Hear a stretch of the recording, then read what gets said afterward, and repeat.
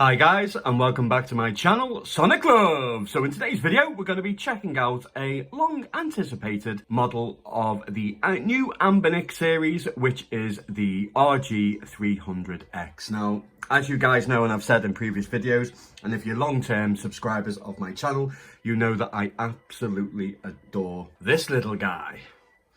So this is one of my favourite handhelds of all times, only because it was so much amazing memories of playing this absolutely everywhere with cartridges, which is thoroughly enjoyable. It was really a pain in the ass to take around with all the cartridges, but still, nonetheless, it was an absolute beast of a handheld. It had so many epic and exciting games, even with SNES ports. It was just absolutely unbelievable. So today we have the new model of the RG300X, which is very reminiscent, and you can definitely see where Anbernic took great inspiration to design the new model. So without further ado, let's get right into this.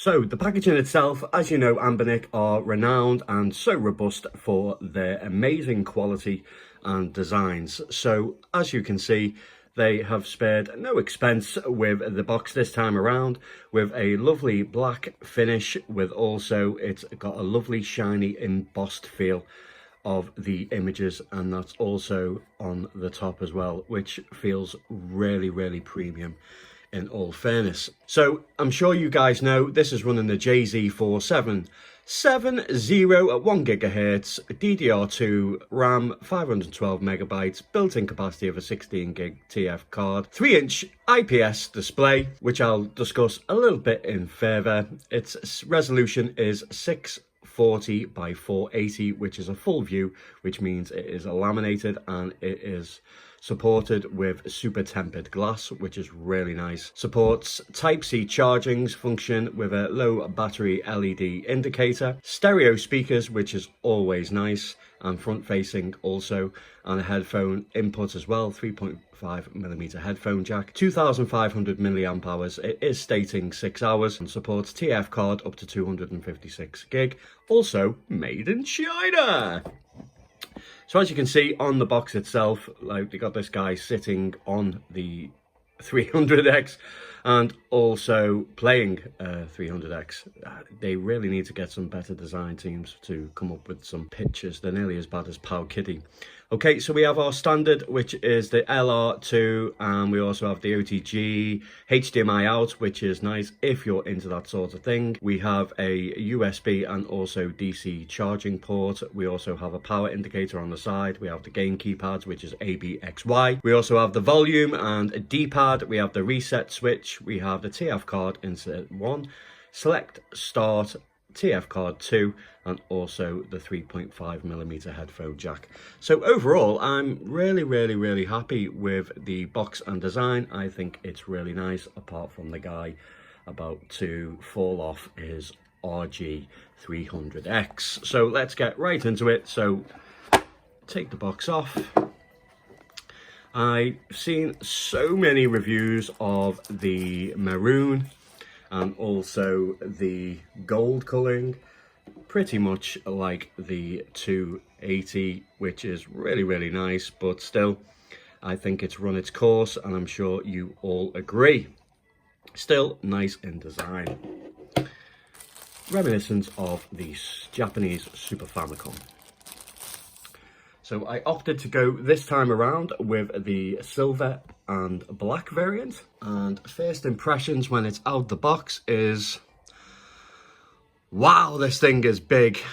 Jeez. Okay, so there we have, as I run through those specs before. I will put some specifications in the top left hand corner just so you can see what it's all about. But yeah, there we have the reset button. We also have the 2 TF card slots, the headphone jack, the start and select. As we move across to the side, I really actually like the screws that are sticking out. I think it's, yeah, it gives it a very retro feel. So we have our volume, not a wheel, I prefer a wheel, but we do have a minus and a plus volume. It does feel quite loose. I don't know if you can see that, guys. So that's going to rattle like hell. So have we got a first Anbernic product that will rattle like a maraca? We have our L and L2, R1 and R2. They feel very responsive and very clicky. It is prominently sticking out like all their products, just so you can identify which one is which when you are playing the games. So on the back itself, you'll see that it's absolutely gorgeous. It has got a silver model. I don't think it is a finger magnet as much as what the other versions are. Well, other versions, should I say. But yeah, we have our usual branding. We have our reset, so it does tell us and identify what is at the bottom. Okay, so at the top, we do have our charging cable. We do have our HDMI out. It looks like a mini HDMI out. And then we have our OTG port there as well. So overall, I think it's nice. Let's do a little rattle test. Yes, this thing is rattling, but I think it's just due to these buttons here. They're quite shaky and rattly. So this one is also rattling. I don't know if you can hear that. So it's not as, yeah, it's not as firm as other products from Anbernic, I must say. Okay, so on the actual design itself, as you can see, there is a raised lip on here. So, but if I run my finger across, it does feel like a little bit raised. It doesn't feel sharp or anything, which is nice. The buttons, oh wow, actually, I think I'm so used to having the buttons that are very close to each other. So when I put my thumb over, I can cover all 4 buttons, and then that's very easy to press, going through not much traveling. What I kind of don't like straight away is the fact that when I put my thumb in there, I'm not even over or compress any buttons whatsoever. So there will be lots of traveling to the buttons itself. So I don't know whether that's just a case of me already being used to the buttons being so close to each other on different handhelds. So let's have a little look at, yeah, so as you can see, the buttons themselves, I'm so used to having the buttons over my thumb. So they're quite bigger and more spread apart. Not too sure if I like that. Okay, so let's compare it to, let's just do a rattle test with this actually, guys. Not as bad.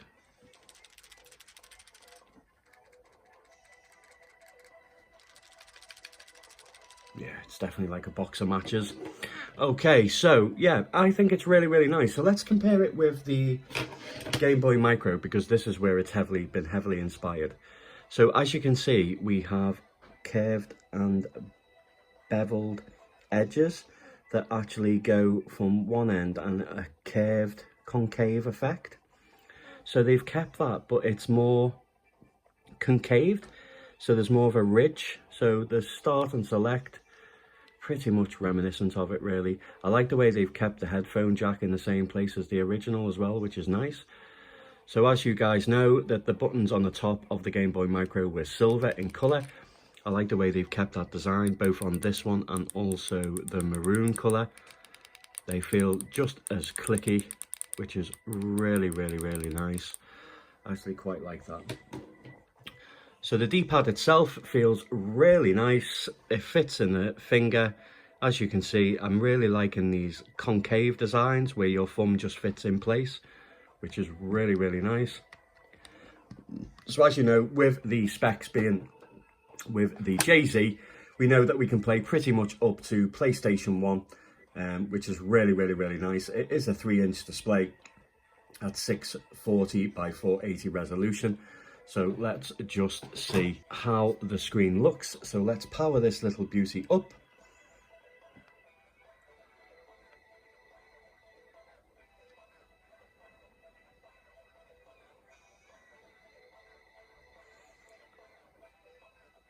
So it's definitely a finger magnet on the front, guys.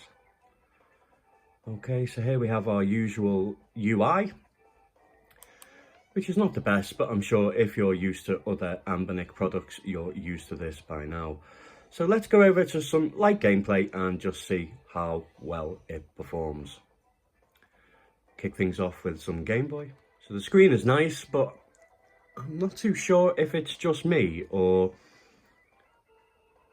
it looks a little bit washed out compared to the saturation of other handhelds, but I will do a comparison with a few handhelds, guys, just to check. But just straight off the bat, I'm definitely seeing that the saturation, I know it probably looks great on the screen, but the saturation doesn't look as vibrant, but still incredibly sharp and looks really nice. It's probably something that you wouldn't notice unless you put them side by side to other products.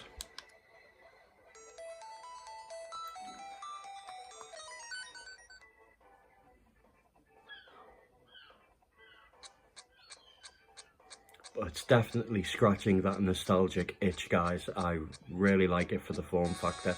But as I say, it's most definitely bigger than what I expected.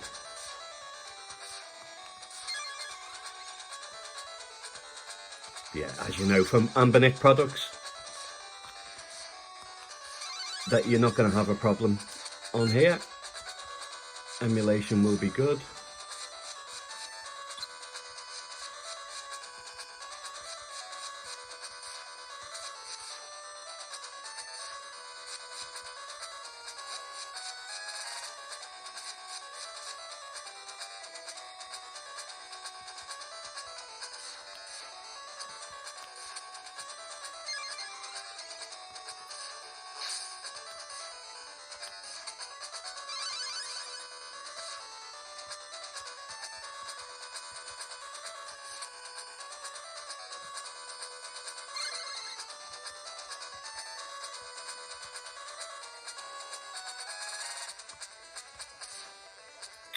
Okay, let's try something else out. Now, I do believe that we hit the power button for most of these settings. Yes, we do.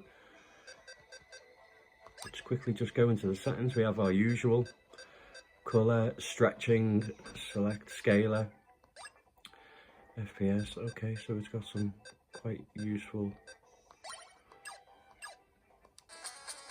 Okay.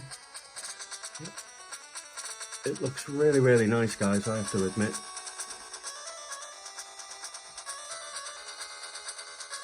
It's nice with the 4:3 aspect ratio as well, the 3-inch screen, and that's always appreciated. Let's go with some Blaster Master.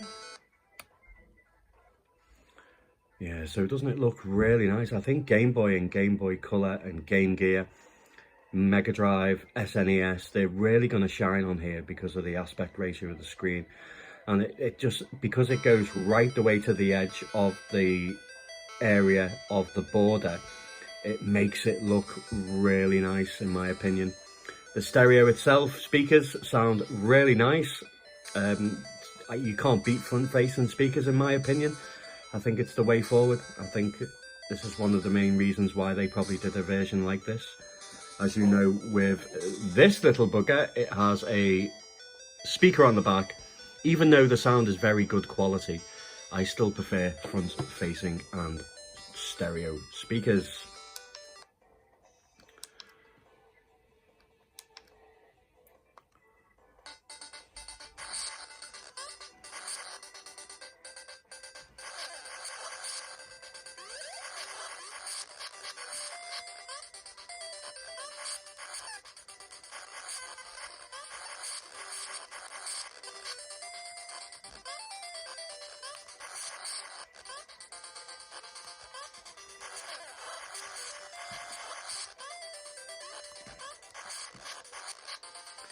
You can't beat a bit of Blaster Master Zero, guys.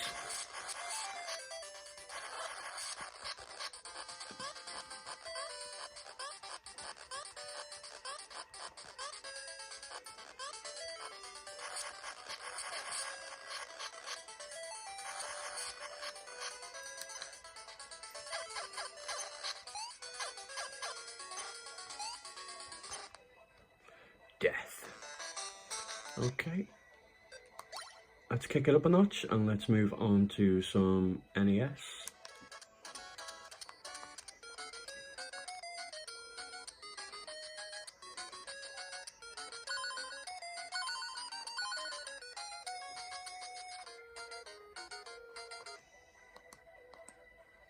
Wow, that was way off.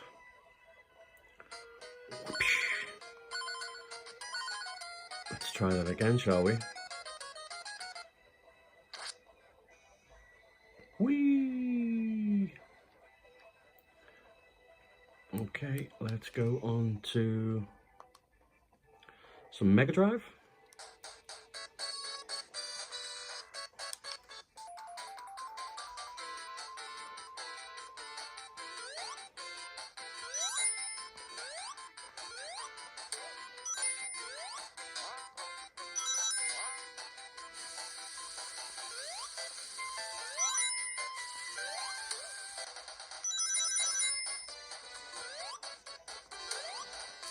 So I noticed in some games, guys, if you go into the options and you want to change the aspect ratio, it does actually tell you in the settings that you hold the power button and press A. So don't worry, if the aspect ratio isn't the same, it actually prompts you in the settings to do that anyway. But yeah, just as a tip, that if you press power and A, it will change the aspect ratio in some emulators.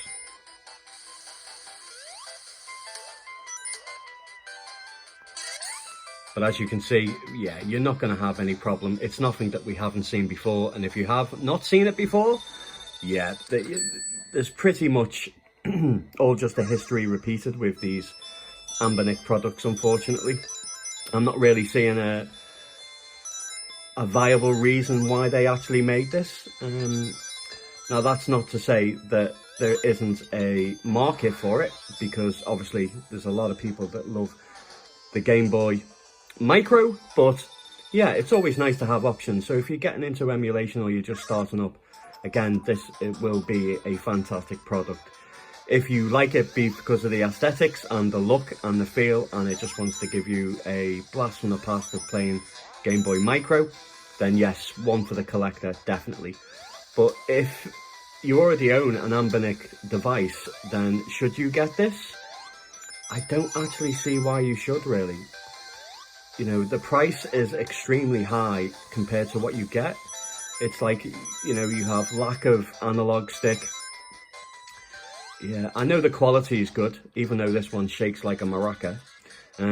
But yeah, I just can't justify it, really, to be honest. Me personally, I absolutely love it, just because of the Game Boy Micro aesthetic. But it kind of defeats the object and the purpose of looking like a device when it's actually 3 times as big as the device itself. But yeah, I'd love to know what you think of the RG300X, guys. Is it something that you'll be picking up? So let's move on to some SNES.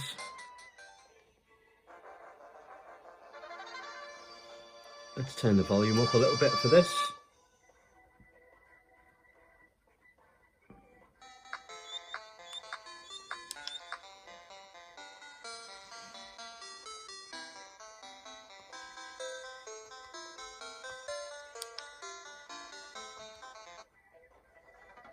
So it's not too bad, the buttons actually being wider apart. I did think I'd struggle with it, but it's actually okay.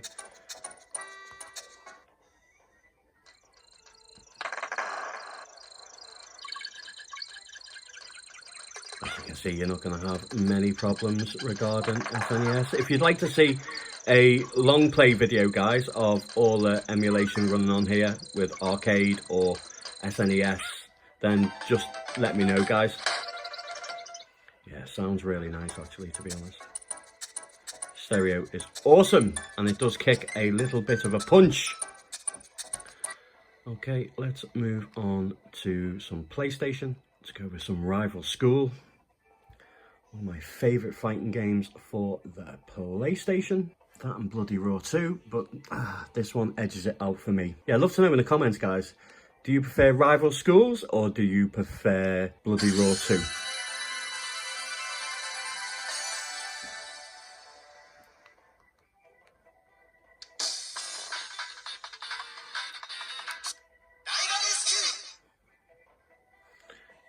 so the image is really crisp with the aspect ratio and also the resolution. It does make it really nice.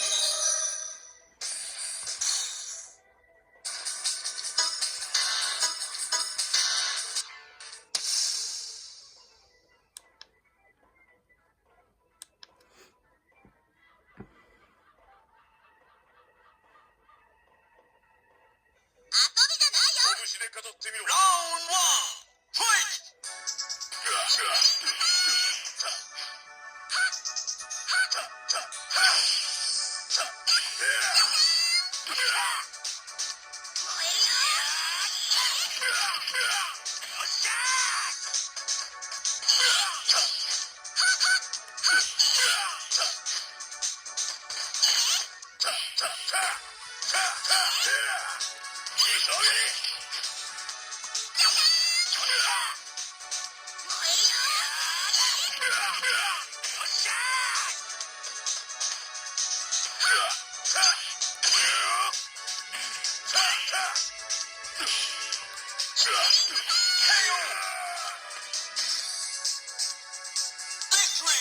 So it's got quite good viewing angles as well, guys. It's really, really nice, actually, to be honest. But yeah, I just think that the colour is a little bit washed out. Round two. I know it's hard to tell on here, but yeah.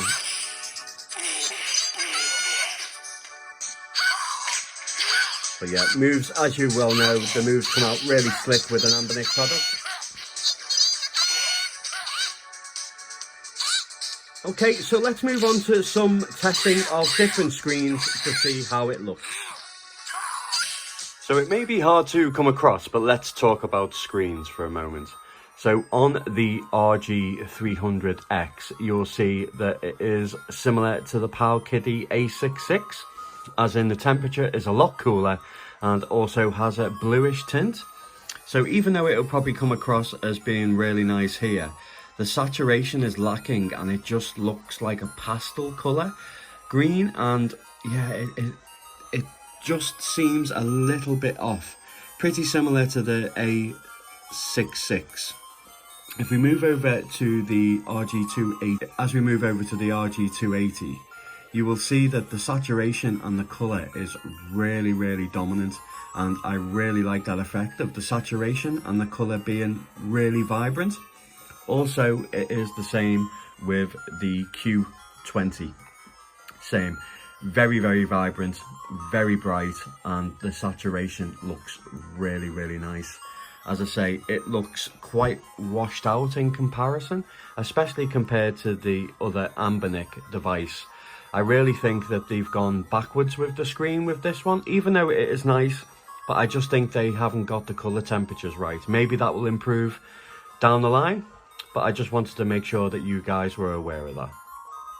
So for my unboxing and first impressions, I'm a little bit mixed really. Now, as it looks and how it feels and how it plays, it's exceptional. You know, you're not really going to be able to fault it in many different areas.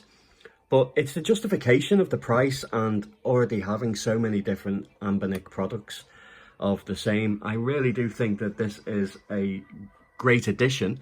But whether it's an addition for you, you're just going to have to let me know in the comments, guys, what you think and whether you're going to be picking one up. So yeah, if there's anything else that you wish to see running on it, if you want me to do some long play videos, maybe test the HDMI out, let me know in the comments. As always, if you find this video helpful or useful, then please consider subscribing and also hit the bell notification so you'll see many more different products and also further videos on the RG300X.